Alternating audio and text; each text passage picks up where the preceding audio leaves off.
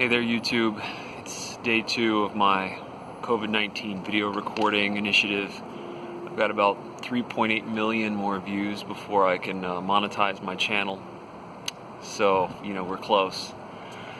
I received a few tips on how to improve my video making.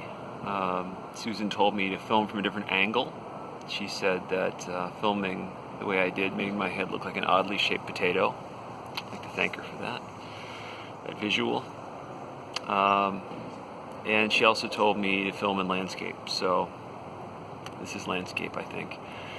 Well, since Susan's been giving me tips, I thought I would acknowledge her in today's stories.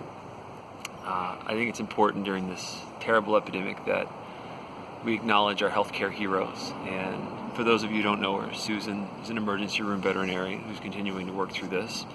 And she delivers a lot of funny stories, which I often take credit for the telling of.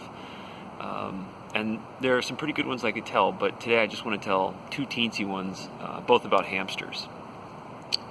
I'm surprised to find out that people actually bring their hamsters in. You would figure it's about $3 to buy another one. Why bother? But it happens. The first story, some sort of medical professional, might have been a nurse or something, brings in her hamster and she tells Susan that it has a tumor. Now, this has happened before. Nurses are the worst for this. They come in and they've already diagnosed their pet. One nurse told Susan that her cat had a papule of some sort on its abdomen and wanted to see if it needed surgery. Susan investigated and she eventually diagnosed the papule as a nipple. It wasn't clear if the nurse knew that male cats had nipples or not, but nevertheless, back to hamsters. This hamster comes in and it has a tumor in its cheek according to the owner's paperwork. So they bring it in and Susan explains that it's not, it's not a tumor at all. It's just the hamster's doing what hamsters do and it's packing food into its cheek pouch. She's like, here, check it out. So she takes the hamster and she flips open its cheek pouch and she pops out all the food it has there. And the owner looks kind of chagrined. And Susan explains, trying to make it more normal, that this is just what hamsters do. They store food in their cheeks.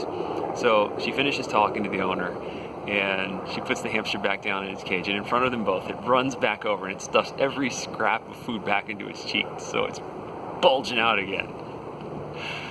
Bad owner. But the second story I have is actually more about bad hospital. So Susan wasn't actually responsible for this. She was just in the room when it happened. So I guess a hamster came in. It had a real tumor this time, on its abdomen.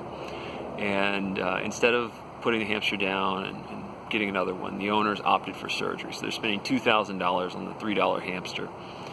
So they bring it back and they start prepping it for surgery. Well, hamsters are a little bit different to operate on than humans. The procedures are a little bit reversed. Well, first of all, you have to knock the hamster down because they don't sit still when you prep. So they rig a little hamster-sized anesthesia machine to the hamster. They run in the gas, they knock it out. Once the hamster's down, they start prepping it. So you have to shave the hamster.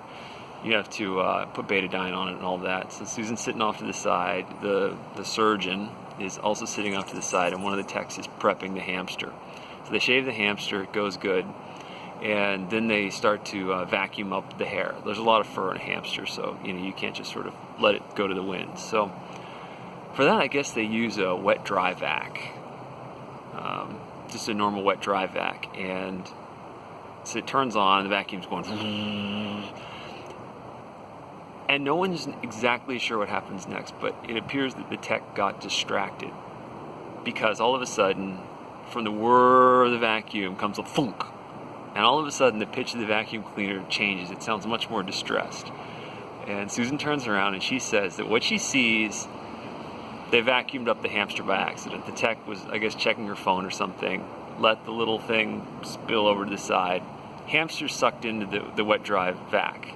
Now, this isn't as bad as it sounds because the hamster's hooked up to the anesthesia machine, which has a line running from its snoot to the machine, and that line running anesthesia is the only thing that is keeping the hamster from being sucked all the way into the vacuum. So the tech is just standing there dumbfounded, phone in one hand, wet dry vac tube in the other, staring at the hamster that's halfway in, like just barely being saved, hooked by a marlin on its little tube. Susan goes, turn it off, turn it off, turn it off. So she slaps the shutdown for the wet dry vac. The thing turns off, and they pull the hamster out, and it's dirty and nasty and still unconscious. It has no idea. It was almost just sucked into a wet dry vac and killed shortly before surgery. So they all look at each other and they don't say anything, and I guess they just all decided right there that they would never speak of this again. So they wash the hamster while it's unconscious, they clean it up, they do the surgery, the hamster survives, recovers, goes back home. It's one of the advantages of veterinary medicine you don't get very much these days. Much fewer lawsuits, much less talking from the patients. See you next time, guys.